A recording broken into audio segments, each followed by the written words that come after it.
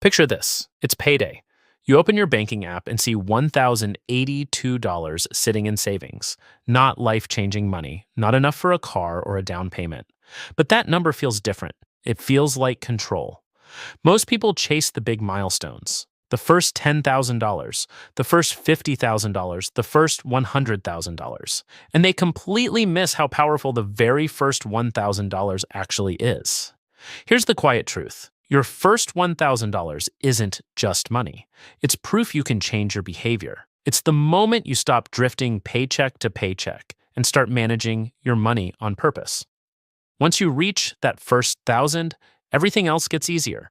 Saving more, investing, handling unexpected bills, because you've already solved the hardest part, your habits. That first $1,000 matters more than the first $100,000 because it teaches systems instead of luck or a bigger paycheck. And systems beat one-time wins every time.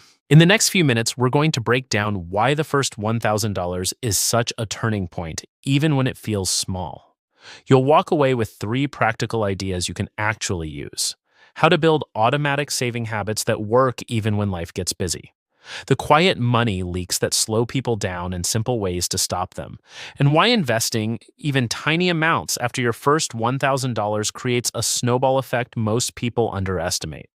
No complicated math, no get-rich-quick promises, just realistic steps that work whether you make $40,000 a year or $80,000. Let's get into it. Most people save whatever is left at the end of the month. The problem is, there's usually nothing left. The paycheck arrives, and within a few days, it already has a job. Rent, groceries, gas, a couple takeout meals, random spending that felt small at the time. By the next payday, savings is still zero. The simplest rule that fixes this is called pay yourself first. Saving comes off the top. Before bills, before fun, before everything else. It sounds basic, but it works because it removes the decision. Here's what that looks like in real life. Let's say you bring home $3,200 a month after taxes. You set up an automatic transfer of $200 that moves to savings the same day your paycheck lands. Now your working budget is $3,000. Psychologically, that becomes your real income. You adjust your spending around it without thinking about it every week. No constant willpower, no monthly debates with yourself. Do that $200 transfer every month for a year, and you'll have $2,400 saved. Add in the occasional bonus, tax refund, or birthday cash, and suddenly the first $1,000 shows up faster than you expected. The key isn't the amount, it's that the system runs automatically. Once the system exists, the first $1,000 stops being a wish and becomes almost inevitable. Your one step today is simple. Open your banking app and set up an automatic transfer for even $25 or $50 per paycheck. Name the account something boring like emergency buffer. Small move, big shift. Now let's talk about the trap that quietly destroys progress. You get a raise. Maybe it's $300 more a month after taxes. It feels great. Then spending slowly adjusts. You start buying coffee instead of making it at home. You upgrade a streaming plan, you eat out a little more often because workdays are long. None of these changes feels dramatic. But 6 months later, you're making more money and somehow still feel broke. That's lifestyle creep. Income rises, expenses rise with it, and the gap never grows. The fix is surprisingly simple. When your income increases, freeze your lifestyle for a few months. Keep spending roughly the same and send the extra money straight into savings. That's how people build momentum. Here's an easy place to start. Open your bank app and look at recurring subscriptions under $30. Most people have several they barely notice anymore. Maybe it's a $15 streaming service, a $10 app, an $8 subscription you forgot about. 3 small charges add up to $33 a month. Cancel 2 of them and keep the one you actually use. That frees up $23 per month. That's $276 a year. More than a quarter of your first $1,000 saved without changing your lifestyle at all. Most people upgrade their lifestyle the moment they feel slightly ahead. Then they wonder why they never actually get ahead, catch it early, and that first $1,000 arrives much sooner. One of the most stressful money moments happens when something breaks unexpectedly. Your car needs repairs, a dental bill shows up, the water heater stops working. Without savings, the usual solution is a credit card. That fixes the immediate problem, but now interest starts building. Minimum payments stretch for months, and one emergency slowly turns into debt. This is exactly what the first $1,000 is meant to solve. Your first $1,000 should become a simple emergency fund, cash you don't touch unless something genuinely urgent happens. Not vacations, not shopping, not "I deserve this," just real emergencies. Let's say your rent is $1,400, groceries around $450, and your car suddenly needs a $600 repair. With $1,000 saved, you pay cash and move on with your month. Without it, you charge the repair to a credit card at 20% interest. Over several months, that $600 repair quietly turns into $650 or $660. That extra money disappears into interest instead of staying in your pocket. The first $1,000 doesn't make you wealthy, but it dramatically lowers financial stress because surprises stop turning into debt. And that change alone makes saving and investing easier later. Once that emergency buffer exists, the next question usually appears: what do you do with money beyond the first $1,000? Many beginners freeze here because they think investing requires $5,000 or $10,000 to start properly. But waiting is the real mistake. The biggest advantage in investing is time. Even small amounts benefit from it. Imagine you invest $1,000 today and leave it alone.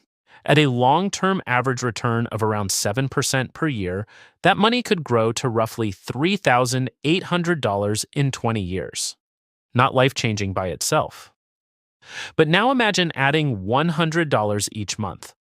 At that same average return, after 20 years, the total could reach around $52,000. The math isn't magic, it's just time doing its job. Starting early teaches you how investing works while the stakes are still small. You learn how markets move, how patience matters, and how compounding builds slowly at first and faster later. Most people wait until they feel ready to invest. By then, they've already lost years that compounding could have used. Starting small, after your first $1,000 builds confidence and gives your money more time to grow. Budgeting sounds boring until you realize most people don't actually have one. They simply hope there's money left at the end of the month. A simple framework can make saving far easier. One popular guideline is the 50-30-20 rule. Roughly 50% of your take-home pay goes to needs like rent, utilities, groceries, and minimum debt payments. Around 30% goes to wants like entertainment, hobbies, or eating out. And about 20% goes to savings or extra debt payoff. It doesn't need to be perfect. The idea is to make spending visible. Let's say your take-home income is $3,800 per month. Around $1,900 would go toward needs, about $1,140 toward wants, and roughly $760 toward savings. If your needs climb higher, maybe because of a car payment or higher rent, you adjust the wants category to keep savings moving. The point isn't strict rules. It's seeing clearly where your money actually goes so savings doesn't compete with invisible spending. Once those categories make sense, reaching the first $1,000 becomes far easier.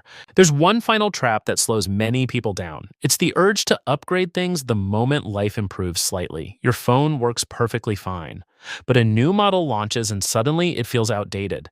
Ads follow you everywhere. Friends upgrade. And before long, you're convinced you need the new one too. So you finance it for $30 a month. It doesn't feel expensive, but over time, those small decisions quietly replace future savings. The mindset that breaks this pattern is simple. Choose steady progress over looking successful.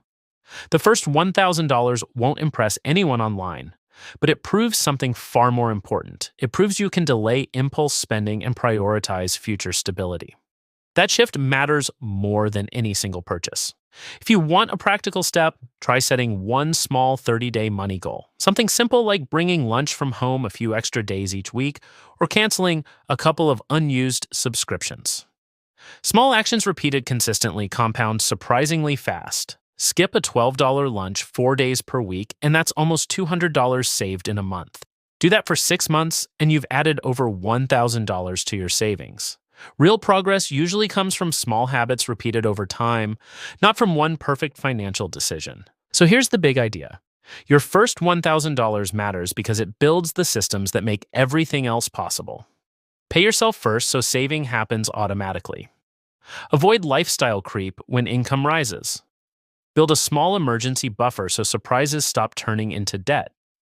Start investing early so compounding has time to work. And most importantly, focus on progress instead of perfection. None of these steps are complicated, but together they turn small money into real momentum. So here's a simple question. What's one small money move you could make this week? Maybe setting up an automatic transfer, canceling a forgotten subscription, or writing down a short savings goal. Drop it in the comments. It's always interesting to see where people start. And if you enjoy straightforward explanations about money like this, you can subscribe for more videos like it. Thanks for watching.